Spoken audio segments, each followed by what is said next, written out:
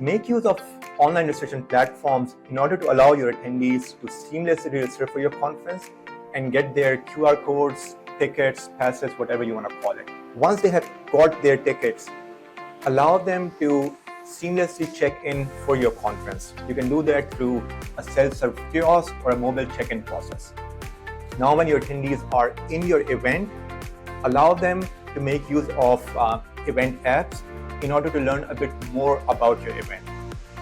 They can find out agenda of the conference, who are the other speakers, exhibitors that they can network with, and then make use of the event apps to also push notifications throughout the conference so that they don't miss out on any important information in your conference. Also make sure that you make use of technology in order to match attendees with other people in your conference who they can network with.